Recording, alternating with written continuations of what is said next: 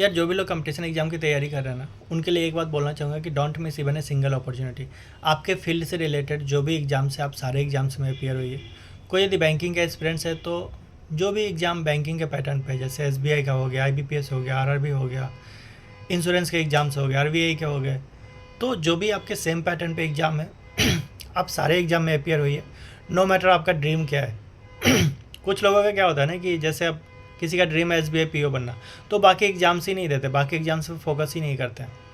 लेकिन अभी के टाइम क्या है कम्पिटिटिव एग्जाम्स में कि हार्डवर्क, कॉन्फिडेंस के साथ थोड़ा सा लक फैक्टर भी होता है। आप सपोज करो किसी का 0.5 मार्क्स से छूट जाता है, एक नंबर से छूट जाता है, तो दिस डजंट मीन कि वो टैलेंटेड नहीं है, वो हार्ड वर्किंग नहीं है। लेकिन हाँ, लक फैक्टर भी होता है थोड़ा सा। बहुत सारे लोग आर्गूमेंट करेंगे कि लक कुछ होता नहीं है, हार्ड वर्क होता है। तो यार उन लोगों से दर्द पूछना आप जिनका फाइनल मेरिट छोड़ जाता है 0.25 से, 0.5 से, ठीक है, तो उनको इस बात का दर्द पता लगता है। बाहर से बोलना ईजी लगता है चीज़ें, तो ऑफकोर्स मैटर करता है। हाँ, ये अलग बात है कि हमारा कोई कमांड नहीं होता, लक पे कोई हमारा कमांड नहीं है, हमारे हाथ में जो है वो पढ़ाई करना ही, हार्ड वर्क ही है। लेकिन यू कैन नॉट डिनाई कि नहीं होता है फैक्टर, ऑफकोर्स होता है। तो इसीलिए मैं बोलना चाहूँगा कि जितना जल्दी हो आप जॉब में घुसिए, जॉब कोई भी जॉब आप करिए आपके फील्ड से रिलेटेड, ठीक है। अब ये नहीं मैं बोलूँगा कि आप यूपीएससी का भी तैयारी कर लीजिए साथ में और साथ में बैंक का भी तैयारी कर लीजिए, बिल्कुल भी नहीं होगा, क्योंकि दोनों के पैटर्न्स अलग है। अब यार इसमें भी बहुत सारे एक्सेप्शन होते हैं, वो कर लेते हैं, लेकिन इन जनरल मैं बता रहा हूँ कि उतना ईजिली नहीं हो पाता है।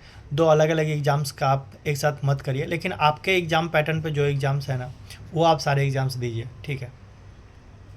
साथ में क्या होता है कि बहुत से लोग यार तैयारी करते रहते हैं, एग्ज़ाम्स देते रहते हैं। तो यार बैंकिंग की यदि बात करें ना, तो 1 साल आप दीजिए फोकस होकर, ठीक है, 1 साल 2 साल दीजिए। फिर देखिए यदि आपका सिलेक्शन नहीं हो रहा ना, तो आप देखिए कि आपकी कमियां क्या है, आप उस कमियां पे वर्क करिए, ठीक है। किसी भी चीज़ को जिद लेके मत बैठिए, ठीक है। उसमें क्या होता है कि बहुत सारे लोगों का ऐसे में एज ख़त्म हो जाता है, अटेम्प्ट ख़त्म होता है, बाद में वो अलग ही फ्रस्ट्रेशन लेवल देगा आपको, अलग ही डिप्रेशन देगा, ठीक है। तो बेटर ये है कि आप कोशिश करिए कि जितना जल्दी आप जॉब में जा पाए वो ज़्यादा बेटर है। अब सपोज करो कोई यदि 22 में जॉब ले लिया, नो मैटर कलर का ही जॉब लिया, और कोई 30 में जॉब में लग रहा है, तो दोनों में बहुत डिफरेंस होगा यार। जो 22 में लगा है उसके लिए 7-8 साल होंगे लाइफ के लिए, लाइफ में एक्सप्लोर करने के लिए चीज़ें, ठीक है, जो उसके ड्रीम है उसकी तैयारी करने के लिए, उसकी पढ़ाई करने के लिए। लेकिन जो 30 पे है उसके पास लिमिटेड ऑप्शंस होंगे, क्योंकि मैक्सिमम एग्जाम्स की जो एलिजिबिलिटी होती है एज की, वो 30 होती है मैक्सिमम एज, ठीक है। तो कोशिश करिए जितना जल्दी हो आप उतना जॉब में घुसिए, ठीक है। बहुत सारे लोगों का ड्रीम होता है कि मेरे को गवर्नमेंट जॉब में ही जाना है करके, उस चक्कर में क्या होता है कि समटाइम्स उनका एज ख़त्म हो जाता है, अटेम्प्ट ख़त्म हो जाता है।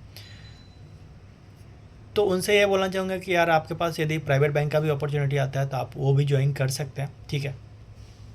इवन अभी गवर्नमेंट बैंक में वैकेंसी आती है जिसमें 2 साल 3 साल के एक्सपीरियंस, इवन जो प्राइवेट सेक्टर में बैंक में होते हैं, एनबीएफसी में होते हैं, ठीक है, फाइनेंशियल सेक्टर में होते हैं, उन लोगों को अपॉर्चुनिटी देते हैं। और इवन बहुत सारे लोग आ रहे हैं प्राइवेट से स्विच कर रहे हैं, ठीक है। इवन बीओबी का भी अभी कुछ दिन पहले वैकेंसी निकला था जिसमें प्राइवेट बैंक वाले एलिजिबल थे करके, बैंकिंग एक्सपीरियंस मांगा था 3 साल का। और भी डिफरेंट बैंक्स में आते रहते वैकेंसी। तो आप एक बार यदि स्विच कर गए, आप एक बार यदि ज्वाइन कर लिया, एक्सपीरियंस हो गया, तो आगे आप स्विच कर सकते हैं। ऐसा नहीं है कि आप एक बार प्राइवेट सेक्टर में चले गए तो हमेशा प्राइवेट सेक्टर में ही रहेंगे। तो आप यदि एज अटेम्प्ट ख़त्म करके बैठे हुए हैं, फ्रस्ट्रेट हो रहे हैं, उससे बेटर है ना कि आप प्राइवेट में आपने ज्वाइन किया फिर बाद में स्विच कर लिया करके। तो ये आपके ऊपर है और ये मेरे अकॉर्डिंग ज़्यादा बेटर है, ठीक है। तो बस इस वीडियो में इतना ही कि आपके पास जो भी अपॉर्चुनिटी आ रहा है तो आप ग्रैब करिए, ठीक है, बैठिए मत। समटाइम्स क्या होता है कि हमें लगता है कि यार ये क्या लेवल का जॉब है, ये मेरे लेवल का जॉब नहीं है, और बाद में पता लगता है कि हम उस चक्कर में वो जॉब भी खो दिए, ठीक है। होता है ना कि कभी कभी बेस्ट की तलाश में हम बेटर को खो देते हैं, तो वो नहीं करना है यार अपने को। अभी के टाइम जॉब सिक्योर करना ज़्यादा इम्पोर्टेंट है, अनएम्प्लॉयमेंट इतना है, चीज़ें इतनी सही नहीं है। और गवर्नमेंट जॉब की तैयारी मैक्सिमम लोग वही करते हैं जो लोअर मिडिल क्लास फैमिली से होते हैं, मिडिल क्लास फैमिली से होते हैं। अभी कोई बड़े बड़े बिजनेसमैन का बेटा बेटी तो करेगा नहीं यार तैयारी। तो बेटर यही है कि आप एक जॉब सिक्योर करिए, फिर देखिए कि आप क्या कर सकते हैं।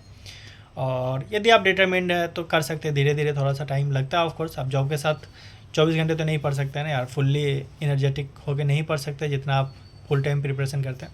लेकिन यही है कि जब आप जॉब में होते हैं ना, तो एक कॉन्फिडेंस आपके अंदर ये होता है कि यार खोने के लिए कुछ नहीं है। डर वाला जो फैक्टर होता है ना, फियर वाला फैक्टर, वो गायब हो जाता है, ठीक है।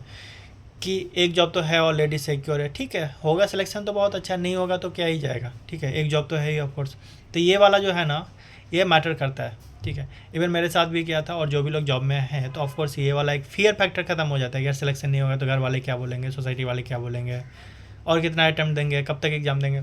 तो ये सब जो फियर फैक्टर खत्म हो जाता है ना, और जब एक बार आप मेंटली फ्री रहते हो ना, मेंटली फ्री होकर एग्जाम से देते हो, अच्छा परफॉर्म करते हो, ठीक है। तो ये एक आप प्लस पॉइंट लीजिए कोई भी यदि जॉब में है तो बस इतना ही, मिलते फिर, बाय बाय, टेक केयर।